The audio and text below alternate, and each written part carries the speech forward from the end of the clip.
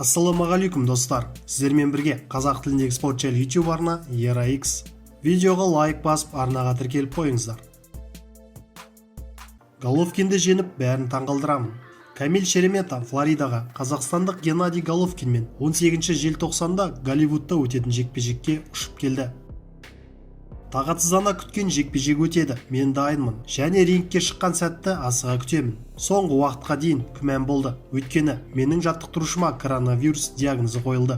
Мен бұл жекпе-жекке 1 жыл дайындалдым. Енді сенсация жасауға бел будым. Мен чемпиондық белбеуді Польшаға алып келу үшін бәрін жасаймын, деді Шеремета. Еске салайық, жақында Шеремета командаластары мен жаттықтырушысы коронавирусты жұқтырғаны белгілі болды. Камилдің өзі де бұл ауруды жұқтырып, аман-есен емделгенін айтты. Головкиннің арқасында сарапшы бірінші белбеу Ахмедовтың карьерасын жаңа деңгейге көтеретіні жайлы. Екінші орта салмақтағы қазақстандық боксшы Али Ахмедов жаңа деңгейге көтерілуге мүмкіндік алды. Мұның алдында халықаралық бокс ұйымы 25 жастағы қазақстандық пен 31 жастағы эквадорлық Карлос Гангора жекпе-жегінде чемпиондық белбеуді сарапқа салатынын хабарлаған. Еске салайық, Ахмедовтың ісін Triple G Promotions жүргізеді. Ахмедов ұзақ үзілістен кейін рингке оралысымен чемпиондық жекпе-жекке шығады. Мұнан артық ештеңе жоқ шығар. Бұл тамаша мүмкіндік Головкиннің арқасында туды деп ойлаймын. Ол IBO ұйымының сүйікті чемпионы ғой. Дегенмен Ахмедовке әлі бұл белбеуді жеңіп алу қажет. Оның қарсыласы жеңіліп көрмеген, ал жекпе-жектерінің көбін нокаутпен жеңген. Бұл жағдай жекпе-жекті тартымды ете түседі.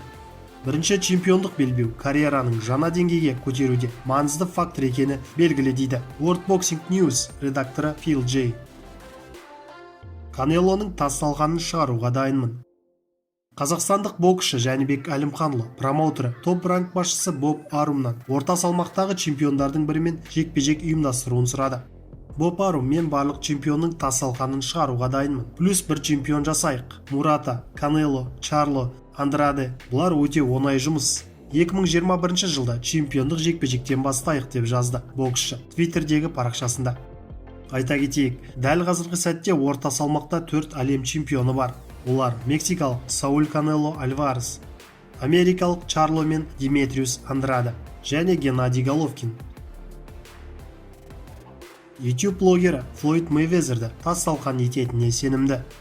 YouTube блогері Логан Пол Флойд Мейвезермен жекпе-жегі туралы айтты.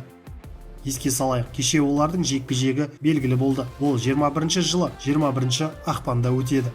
Мен әрқашан өзіме қиын жол іздеймін. Мені ата-аңызға айналған боксшымен бетпе-бет кездестіруді армандадым.